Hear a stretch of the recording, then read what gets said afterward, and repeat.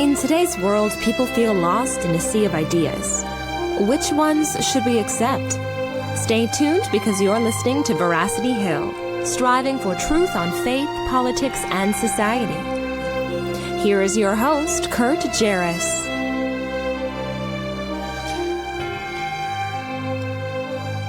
Well, a good day to you, and thanks for joining us here on another episode of Veracity Hill, where we are striving for truth on faith, politics, and society. So nice to be with you here. It is a cold Saturday, but spring is coming. I still remember my prediction from a few weeks ago. That was totally false. I thought the groundhog didn't see his shadow. That's what it is, right? Or does see his shadow. Does see his shadow. Right, Chris? Because the Groundhog Day... I can't remember. I mean, it's either or. If he sees his shadow, that means the sun is out, right? So spring is coming early. Yes? Yeah. We've got to Google this. Yeah, if he doesn't see a shadow, there's like six more weeks of winter. Yeah, right. That's what it is. Okay. So, but according to the forecast, we've got 50s coming this next week. So spring is coming for sure, I hope. Please. All right. Well, on today's program, we're talking about autism awareness. April is Autism Awareness Month. Before we talk about that and have our special guest on today's program, just a few announcements for you today. First, a quick reminder. Next week, I will not be here in studio. We will be over in Hartford, Connecticut at the Apologetics in Evangelism seminar, one-day seminar. Ted Wright, myself, David Montoya, Richard Porter will be speaking on a number of different topics related to integrating a defense of the Christian worldview in how we share the gospel. And so if you are in the New England area and able to come to Hartford for the day, we would love to have you join us there. You can learn more about the event and register at thedefendersconference.com. And then, I'm looking forward to the Chicago conference later this September, so not to be confused there with that. Secondly, just a quick promotion there. If you are looking to buy a house, we have a local realtor here who's going to partner with us and donate 100% of his commission. If you live in the states of Illinois or Missouri, he will donate everything, all of his commission. And then if you live in one of the other 48 states, he will give us his referral fee because he's not licensed in those states. But nevertheless, we'll connect you with a local realtor and we'll contribute 100% of that fee, which is still a small percentage. So it's a great way for defenders to get some big chunks of change all at once. And if you're looking to buy or sell your house anyway, well, why don't you help us out in the meantime? And then last but not least, there is just a very thoughtful quote from C.S. Lewis I want to share with you this afternoon. It comes from our Facebook page, Social Apologetics Facebook page. Lewis writes, "I think everyone who has some vague belief in God until he becomes a Christian, has the idea of an exam or of a bargain in his mind. The first result of real Christianity is to blow that idea to bits. Again, I think everyone who has some vague belief in God until he becomes a Christian has the idea of an exam or of a bargain in his mind. The first result of real Christianity is to blow that idea to bits." What does Lewis mean here? I take it he could mean a couple things. If I had to give my best guess as to what he means, he likely means that maybe we're trying to make a bargain with God, or that God's testing us in how we're going to live out our lives. And, if we do this, then God will do that, and vice versa. But really, when you really understand what Christianity is about, and you understand how Jesus is a gift, salvation is a gift to us, that really blows that idea out of the water that this is a test or an exam of our lives.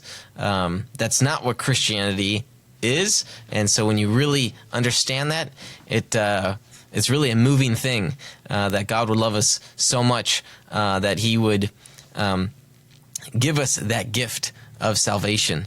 So again, just a beautiful thing.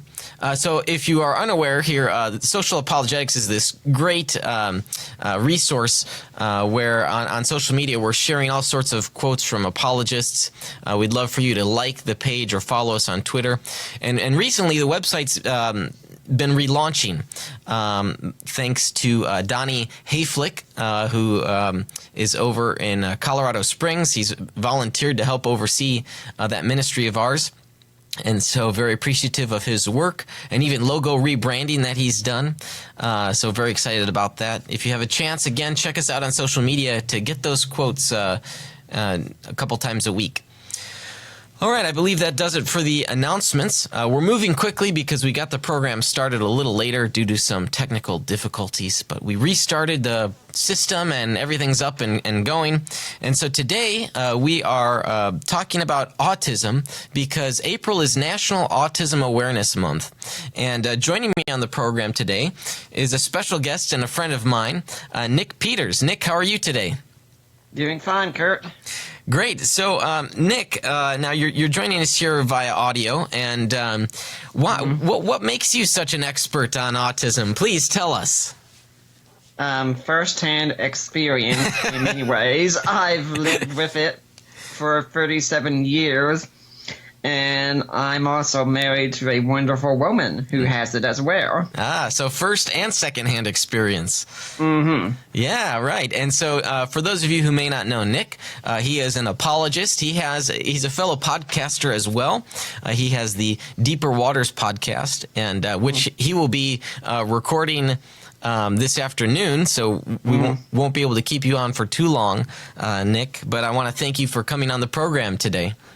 Always good to be interviewed on. It's always nice to be on the other end of a microphone and talking about an important subject too. Yes, and sometimes it's easier to answer questions than to think up of the questions to ask, right? I always tell my guests, you're on the other end, you have an easy job. You talk about what you already know about. I have to do the hard job of keeping the conversation going. Yeah, that's right. So you and I have similar seats in that respect. Right.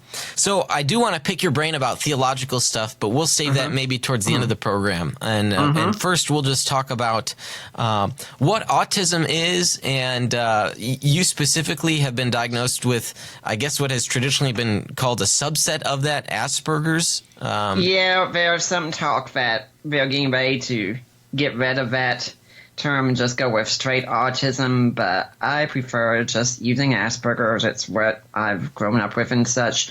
I often describe it as a kind of autism light to people, that we have a lot of the characteristics and such that can be common on the spectrum, but many of us are still functional to a certain extent in society. Sure, right. Okay, so some people, they might have heard, they know this term autism. Maybe they've watched a TV show with someone who's autistic. Like The Good Doctor. Oh, which I do watch, and that is a fun show. I like that a lot, especially because he has savants, so he's just a super brainiac. Really cool. Yeah. So I take it you watch The Good Doctor then? Yes, we do. We haven't got to see it in a while. We need to catch up, but it's one of our favorite shows. Yeah, good. Okay, but let's take a step back here and maybe ask ourselves this question: what is autism? Autism is a sort of neurological disorder that can affect the way that people see the world, normally on the social spectrum and such, the way we interpret reality many times. We have a hard time following social cues. They don't make sense to us. We tend to take things very literally when people say them and such. And when it comes to our interests, we either have full-blown obsession with something, or we just don't really care whatsoever at all. Gotcha. So, but full-blown obsession, I mean, there are a lot of people that are apologetic junkies. Yeah, so picture one of us on the spectrum who's into apologetics. Yes. I mean, for full-blown obsession, like when Smallville was on, that was my favorite series at the time and such. Nick, you're reaching my heart here, man. I was a devoted follower of Smallville for 10 years. Good. So I had every episode title memorized in order. Okay, that's a little obsessive. So what I liked about Smallville for me was, and if I'm not mistaken, if my memory serves me correctly, I was a freshman in high school when it came out, and they were freshmen in high school. So sort of that teen drama, and of course it was, Clark Kent, Superman. So, I was a big Smallville fan. And I could relate to it because, as even John Schneider, who played Jonathan Kent, said, Clark Kent is a special needs child in many ways. And we never really consider that, but he is. You can't raise him like any other kid. Yeah. That's a good point. And Michael Rosenbaum, is that right? Yeah. Yes. Lex Luthor. I mean, why is he not hired to be Lex Luthor in all of the movies? Because he has clearly been the best Lex Luthor ever. Period. He is Lex Luthor. Period. I don't get it. At any rate, there was talk of a Smallville animated series, I think. I was seeing on the news recently. If only. Yeah, but people are not going to be tuning in to listen to our Smallville banter here. Okay, so autism, its primary indicator, if you will, is the inability to pick up social cues. Would that be accurate? Right. I mean, if you come to me and you start giving me small talk a lot of times, I have no idea whatsoever what to say. I mean, small talk does not register with me. We used to live next door to my parents when we were in Knoxville, and I said, why don't you just come up and see us anytime. Just come up. And said, it doesn't work that way. You need to give us a time, and you need to give us a reason. Other than that, it doesn't really make sense to us. I see. Gotcha. So you need sort of those explicit cues, statements or requests, as opposed to like, and forgive me if this is going to sound very silly, so like, are you able to pick up like a wink if someone says something and then gives you a wink? Does that mean anything to you?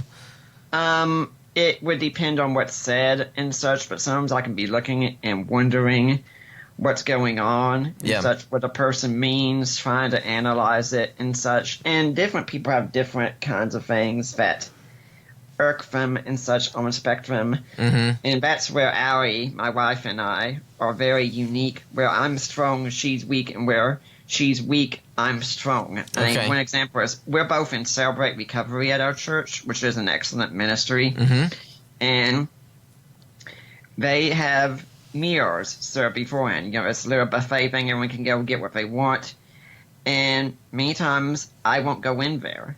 And she'll ask, why aren't you going in? I'll say, it's messy in there. If a food is messy to me and such, I need to go back to Smallville. I'll react the way Clark Kent reacts to kryptonite around it. I mean, food situations can terrify me many times. And if Al even wants me to take a dirty plate back to the kitchen or such for her, and it's got a single crumb on it, I carry it like it's biohazard waste at that point. Interesting. Interesting. And, that's... I mean, it's not quite a phobia. You're right. But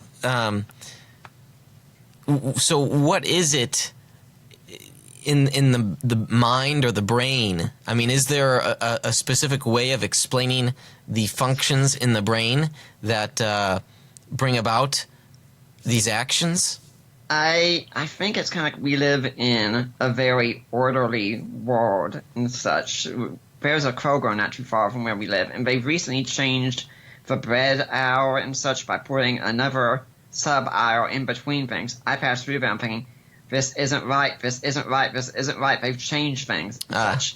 And, I mean, when I was growing up, for instance, I used to have these Matchbox cars and such. I'm sure you remember those. Oh, yeah. I'd put them all on an end table. I came out about 4 or 5 or so.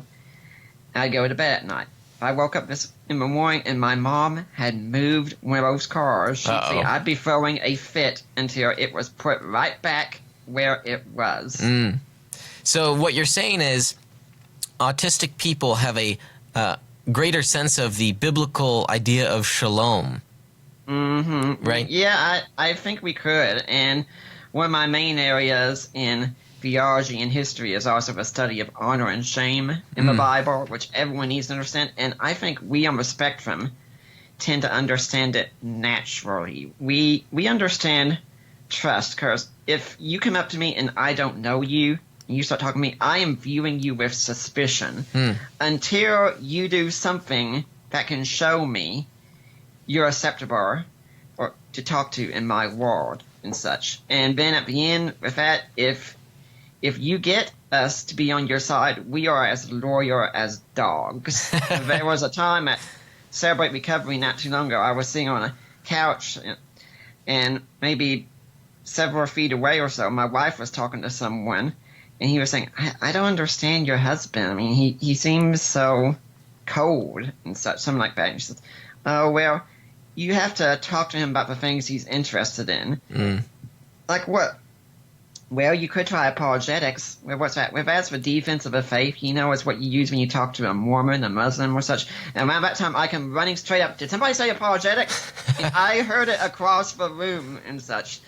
But if someone does that, then okay, you're good in my world. But if you just come up to me and you start talking, I'm running in terror mentally. At least keep this in mind, churches. Greeting does not always work the best. Yeah, that's interesting.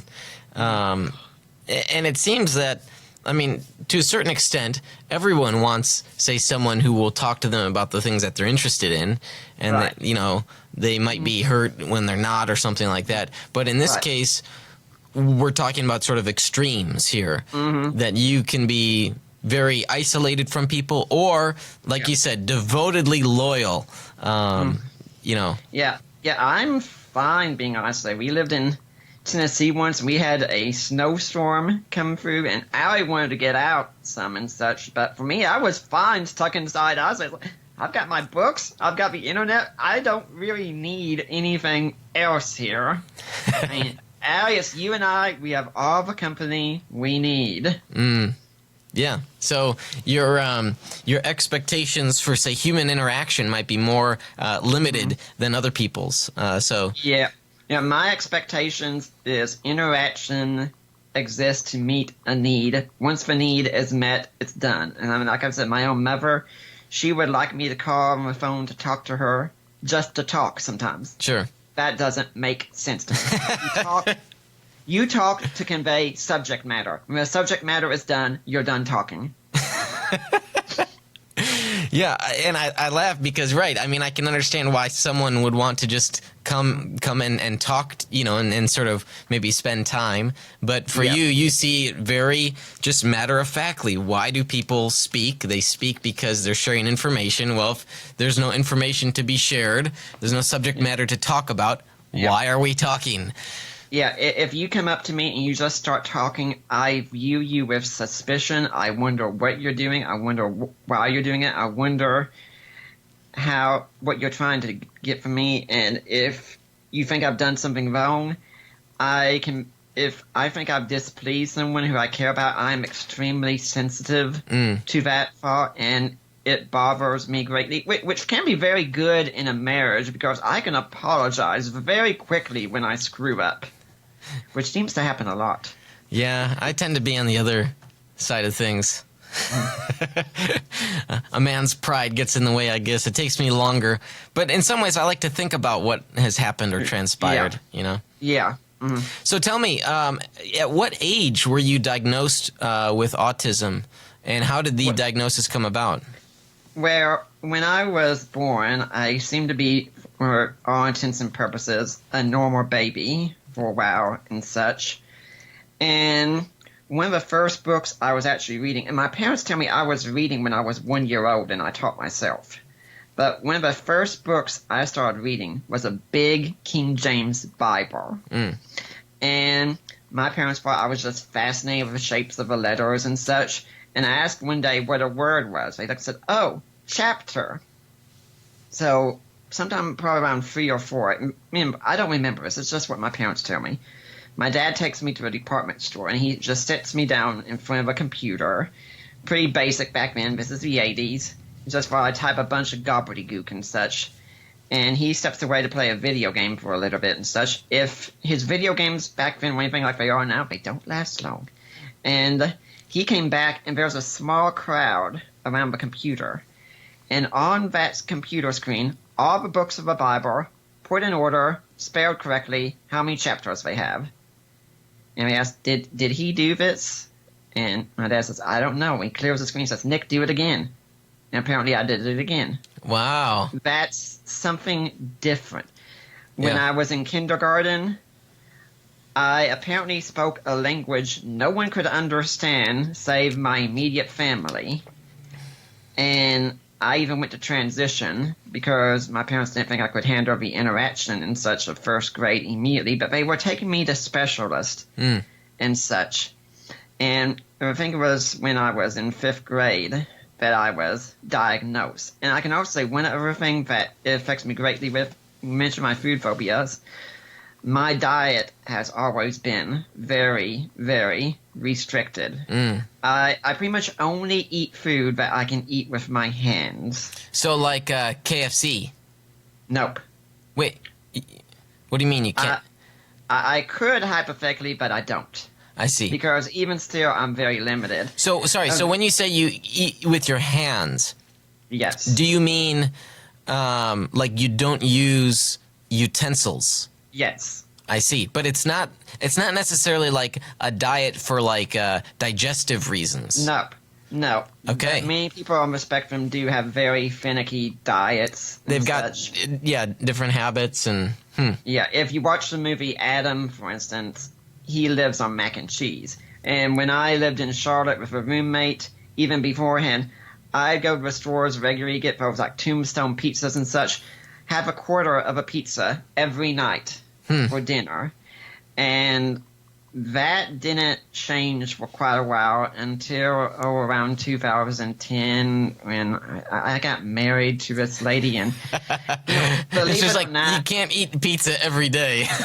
Believe it or not, women have some strange powers of persuasion over us. And I tell people, therapists, counselors, friends, parents, family, everyone tried to get me to change my diet for decades, and I didn't budge. Allie came into my life, and she didn't even have to try. Now, she's still working with me on the other things and such, but Sure. she's made a lot of progress. I mean, before she came along, I'd never go out to a Mexican restaurant or get seafood or anything like that. Now, no problem whatsoever. Yeah. Nice. So that's great. So, when you were diagnosed, how did your parents handle that? Were they, very supportive and working with you, or was it, could you tell for them that it was a very burdensome thing? My parents have always been supportive of me. They've always encouraged me. I would say, and I think they'd agree with this, they've been overprotective many times and such, and but they've come to learn I kind of march to the beat of my own drummer and such.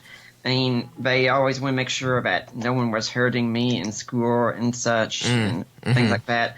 Very apprehensive and such. When I wanted to go to seminary, for instance, which was in Charlotte, and I had lived in Knoxville, I told my parents to kind of allay their fears. I said, I'm going to live in an apartment here for a year and show you all that I can do this before I go off on my own, which I technically didn't do. I had a roommate when I went out there, but I lived in the apartment for alone, and the way of reaching that decision to live in an apartment was handled, I think, in a very good manner. I just went out one day, put down some money on an apartment, came home and said, I'm going to be moving into an apartment. And that was it.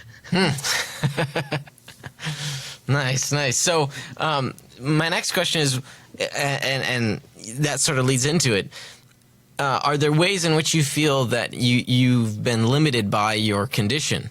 And, in this case, you talked about, well, you just went out and started renting your own apartment. So there was no limitation, or at least no feeling of a limitation there. Yeah, but it's the whole social interaction thing and such. I do feel very limited. I mean, if you ever watch Monk, for instance, I can be like Adrian Monk. Okay. When I lived in Charlotte with my roommate, we went to the Kingdom Hall once where we had some Jehovah's Witnesses who'd visited us. And at the end of a Jehovah's Witness service, which is one of the scariest things you can ever go to, but at the end, they do the love bombing. Okay. This might work on traditional people to have people swarm all over you, get to know you and such.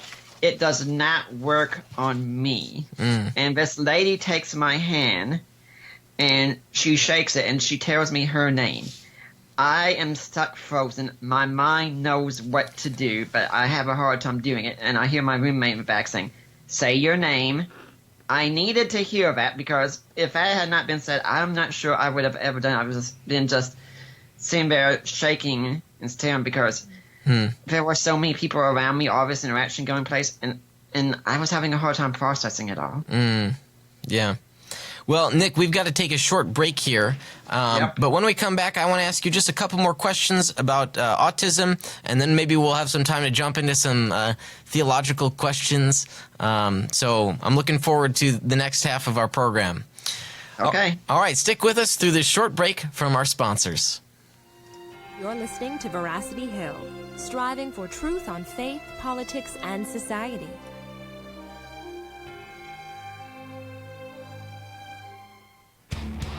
Evangelical Christians are talking about hell. What if we believe what we believe because we've always believed it? What if the gospel is really a matter of life and death? We want you to open your mind, open your Bible, and rethink hell. At rethinkinghell.com, evangelicals look at what the Bible says about hell, putting conventional and controversial views to the test.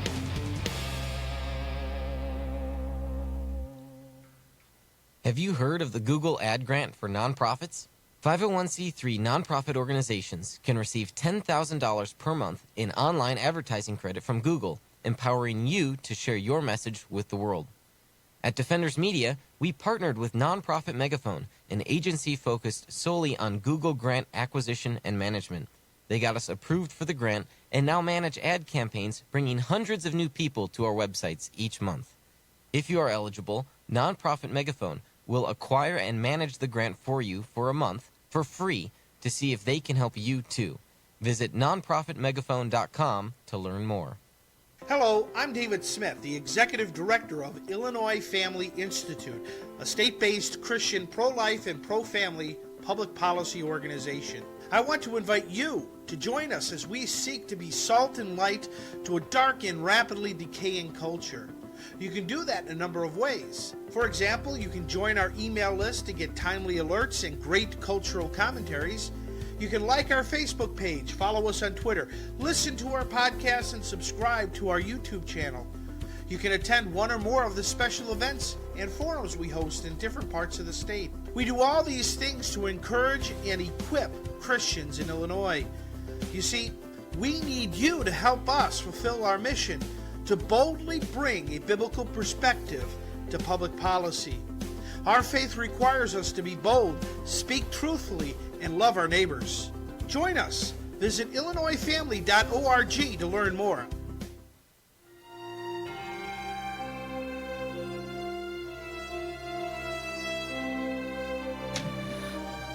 All right, thanks for sticking with us through that short break from our sponsors. And today I am joined by Nick Peters, and we are talking about autism, his diagnosis. April is National Autism Awareness Month, and so we've devoted this episode today to talk about that. Nick has shared what his firsthand experience is like living with autism and the pros and cons of that. Some of in the first half of the show, he mentioned some cons. An undying loyalty. I thought, boy, wouldn't that be nice, in friendships to sort of have that undying loyalty. And that's a very good virtue that one can extol. So, Nick, before we continue that discussion, as I'm sure you're familiar with, this is a segment of the show that we like to call Rapid Questions. All right, I love a game. All right, so we've got 60 seconds here, and I will ask you these various sorts of questions, which I'm sure you're familiar with, and we'll see how quickly you can answer them. So, are you ready? Let's do this. Yeah, he's excited.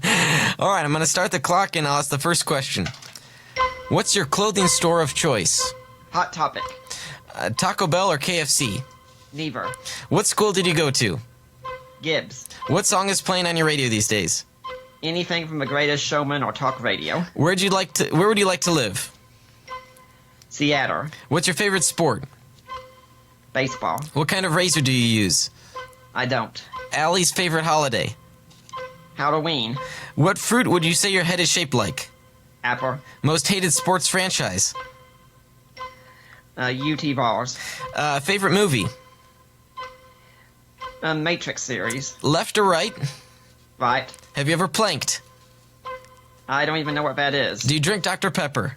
No. Have you ever driven on the other side of the road? Yes. Would you drink a Dr. Pepper if it were handed to you? No. What's one thing you'd be sure to keep with you if you were stranded on an island?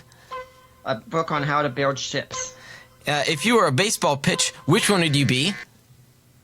Screwball. And last question, do you affirm the virgin birth? I affirm the virgin birth. For many of you who may not know, Nick has a running gag, and by running gag, I mean a marathon running gag about whether or not someone affirms the virgin birth. I think I'm also the first person to finish rapid questions, aren't I? Well, there were, I think, 2 left. So if you want, I can ask you those questions. Sure, let's see. Oh, let's see. There were 3. Okay. What's your inner milkshake flavor? Peanut butter. What celebrity are you most like? Weird Al.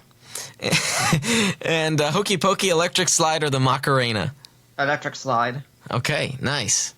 So yeah, the virgin birth thing came about because of talking with some atheist on Unbelievable who kept saying, you think if Paul believed in something like the virgin birth, he would have mentioned it. And someone said, well, look, our pastors believe in the virgin birth, and they don't say it every single time they give a sermon. And so we started saying just every single post saying, hey, we affirm the virgin birth, and it went on from there. And it just kept running. And in fact, Abe is watching here, and he even asked that question before we went to our break. He said, has he affirmed the virgin birth yet? So that triggered in my mind to ask it to you at the end of Rapid Questions. So that's great. Now, you said you're listening to The Greatest Showman. Yes. Tell me about that. You saw the movie, you loved it?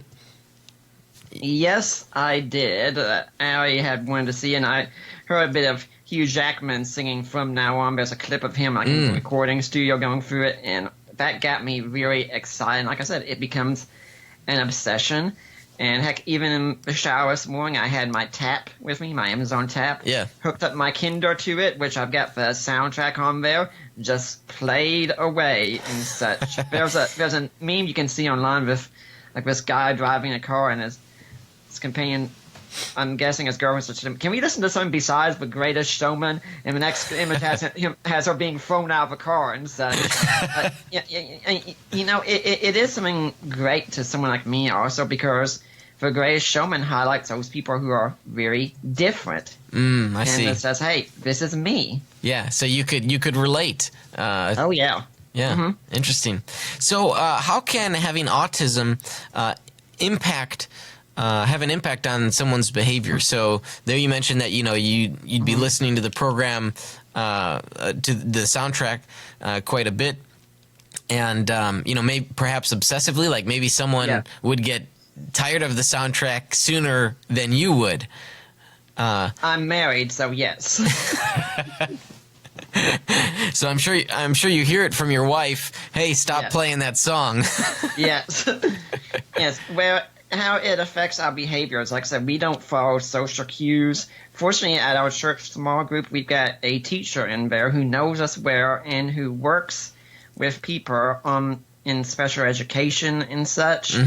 And so she understands us. We've had a number of churches, though, and such in the past who haven't really understood us as well. And people can often think we're rude or cold or things like that and such. One church I was even accused of wanting to take over the small group, and no, but unfortunately I did have a tendency of jumping in and being so excited about the topic that I talked for about 5 minutes or so. Yeah. That didn't go over well. I see. And it's not as if, you have an A for autism or Asperger's specifically on your sleeve, so people, they might think that maybe you're kind of weird, but they don't understand you at first, right? Well, I'm definitely weird, but that's true regardless of the diagnosis, huh?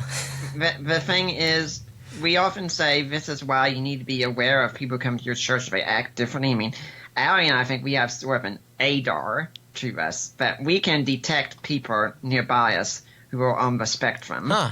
So, I mean, we'd be watching, hey, you think that guy's on the spectrum? Yeah, I think he is. Yeah. Such. But, I mean, if someone goes into your church and they're in a wheelchair, everyone knows you don't challenge them to a foot race. Yeah. That's rude. Yeah. But we don't have any such markers, and if you come in and you expect us to act just like everyone else, it's not going to happen. Yeah, right. So my last question here on autism is this. What would be some advice, some tips perhaps, on how people that don't have autism can help to understand you and interact with you? Get to know us as persons individually. One of the rules is if you meet one person with autism, you've met one person with autism. We share some similarities, but we're all different. Find out what interests us. Get to know us. Take small steps, little by little. We will kind of let you know, I think, when we're ready to move forward in such things. Don't push us for too much. And yeah, at a church, for instance, I'd say, for instance, if you want to greet me when I come in, that's something I don't care for. The only reason I care for the handshaking time of the service is I just turn to Ari and say, now remember, honey, we're supposed to greet one another with a holy kiss. But other than you probably mean it different than the standard greeting, huh, Nick? Yes, but other than that, it doesn't work. And when you're trying to reach us with Christian things, try not to use Christianese on someone on the spectrum. We take things very literally. So you imagine going to someone on the spectrum and saying, are you washed in the blood? That is going to give a very different picture. And if you also describe it as a personal relationship with Jesus, that could be very problematic too, because relationships don't make sense to a lot of us. And because the whole thing of a lot of people on the spectrum have a problem with abstract thinking, so it's hard to get to that conclusion. So would you say that you're a very visual thinker? Yeah, I think I would say that. So when you say washed in the holy blood, do you visualize like a tub full of blood and, like a bath? Well, I don't anymore, of course. But, I remember when I was growing up, my parents used to talk about people performing on Broadway. Well, there was a street in Knoxville called Broadway, and I left. You thought performances happened there? Yeah, and then you'd see commercials about don't drink and drive. And, Dad, why are you drinking coffee while you're driving? You're not supposed to drink and drive. Yeah, so that the assumed meanings there, don't drink alcohol, right? That wasn't apparent to you. Yep, and there was a commercial I remember years ago that came on, because I was a game show junkie during summer vacation. I still am a game show junkie. And there'd be a commercial that come on, and it'd say, it advertised for medication and say, doctors recommend this. Doctors are adults, just like you and me. I'd be saying something, no, I'm not. Why are you saying that? I'm not an adult right now. I'm a kid. Yeah. Well, it's been really nice to hear about your experience living with autism and, again, the pros and cons of that. And I think it can be encouraging for people who don't have that diagnosis to learn more about your experience so that we can better understand folks that do have that diagnosis. I know we're limited a little bit on time because you've got to get around to your Deeper Waters podcast recording. But before we let you go, maybe we could chat for a few minutes here. You are a apologetics and theology buff, like myself. And so I wanted to ask you what some of your areas of interest are in that field. The resurrection of Jesus is a big one. I've been working about several years. I like to study honor and shame. Okay. If I could get a webcam, I would love to be making videos about eschatology and such, particularly dealing with all these people on YouTube who want to keep saying the rapture is going to take place on such and such a date and such. And ever since I got married, issues of marriage, family, and everything related to that, yeah, that's been a big one of mine too. So let me backtrack here. So in eschatology, for our listeners, eschatology is the study of the end times, of the last days. Yeah. And so there are different interpretations on there are different interpretations of the book of Revelation and other passages in the Bible. Yeah. And for someone like yourself, you question whether that those verses are, by and large, for future events. Like, right. we're not trying to decipher what's going to happen, X, Y, and Z, and then Jesus returns, right? Right. I think the only one I could see about Jesus returning is a possible reference in 2 Peter 3, where it talks about the work of evangelism, so you may speed his coming. And if that could be talking about the return of Christ, which I do hold to, just like the virgin birth, then that could apply. But yes, my view is what I call orthodox preterism, which it's really surprising because I tend to be so literalistic in so many things, but I've nuanced my Bible study and such, and preterism to me is the one that explains everything. I mean, when I have someone come to me and say, well, don't you know Jesus was wrong about the time of his return? I am so excited at that point. Oh, this is going to be fun. Nice. And so that's contrasted with what you've called orthodox preterism, and sort of maybe what we'll say unorthodox preterism, or in other circles what's called full preterism, is the idea that everything that's written about in the New Testament has already transpired. So there's nothing regarding future events, whereas you would contrast that with what you've called orthodox, or in other circles, partial preterism. And it's so, for example, and I hope you're going to answer this question the right way. So you would say that you believe in the future resurrection of the dead. Is that correct? Absolutely. Right, and so I refer to the other movement as neo-Hymenaeanism. Okay. I get rid of the label partial preterism, because if a movement called full preterism is a heresy, which I think it is, then does that make me a partial heretic? No, I'm orthodox. I don't hold to a belief that's heretical. If Jesus rose in a physical body and our resurrection is like his, we will rise in physical bodies. Yeah. And now on the resurrection, what specifically interests you there? Well, the resurrection, of course, is the cornerstone of the Christian faith, so it's the most important one to prove. But I think the whole impossible faith idea that Christianity survived, and the only reason it did beat out its competitors because it was true, because it was really at the time the most shameful faith you could have. If you were living in the ancient world and wanted to make up a religion, Christianity failed every rule you would make for a new religion. Yeah, so there was just no motive for people to become Christians, but nevertheless, that's what happened. Well, there was a motive, but only if it's true, and that was because it was true, because you had the honor of God behind it. I mean, many of our approaches today, they don't work. You go and talk to your average Roman back then about eternal life, and it's not really going to work with them. And now, last question here before we let you go. Of course, the resurrection is only true, and we only know that because the Bible is inerrant, right? No, not at all. I do hold to inerrancy, but it is not a necessity for defending Christianity. Although I do have an ebook on inerrancy that I have co-authored. Yes. And such. But no, I think it's always a mistake when you make a secondary doctrine a primary doctrine. I mean, I hold to orthodox preterism very strongly, but it is a secondary doctrine. It's not an essential of the faith. My wife herself is not an orthodox preterist yet. And if she was right here, she would tell you, whenever we have discussed eschatology, I always try and present the best side that I can for whatever position she wants to know about and let her make her own decision. Yeah, that's good. Well, Nick, I know you've got to get off and record your Deeper Waters podcast. We're going to continue our program here, but I want to thank... If I could, let me tell people about my work and where they can find it, too. Yeah, please do.